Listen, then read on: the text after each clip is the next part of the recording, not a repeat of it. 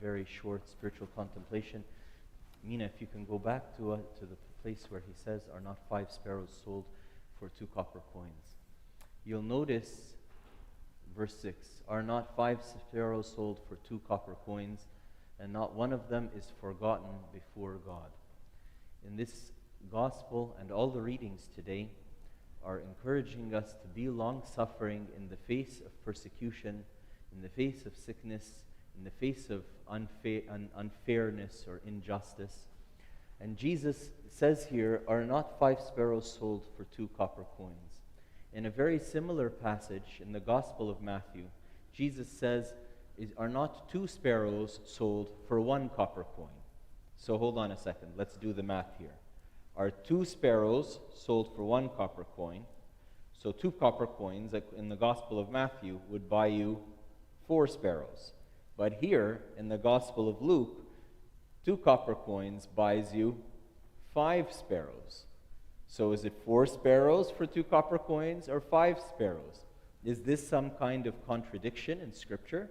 Did the apostles hear the same thing from Jesus' mouth, but they recorded it wrong? Or they remembered it wrong? I mean, no one can remember everything. Was it 4 or 5, or I can't remember, you know? No, it's not.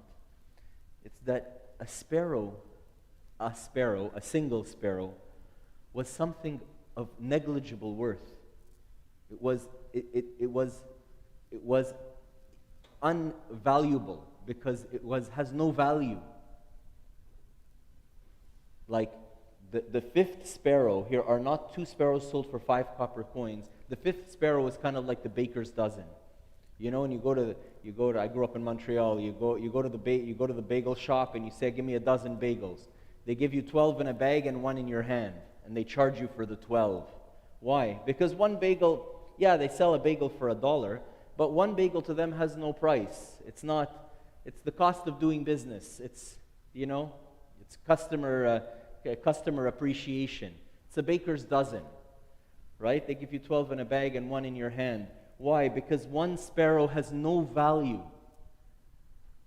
So Jesus is trying to tell us the thing that has no value in the eyes of the world, the thing that is not priceable because its value is so small, is not forgotten before God. How much more you? How much more you?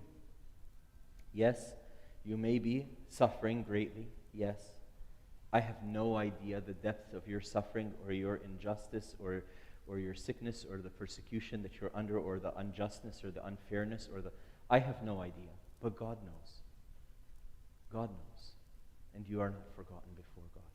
Even the stinking sparrow that is unpriceable because it's so unvaluable is not forgotten before God.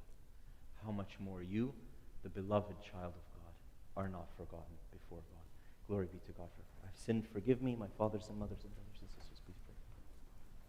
In the wisdom of God, let us attend. Lord, have mercy. Lord, have mercy. Truly, we believe in one God, God the Father, the Pantocrator, creator in heaven and earth.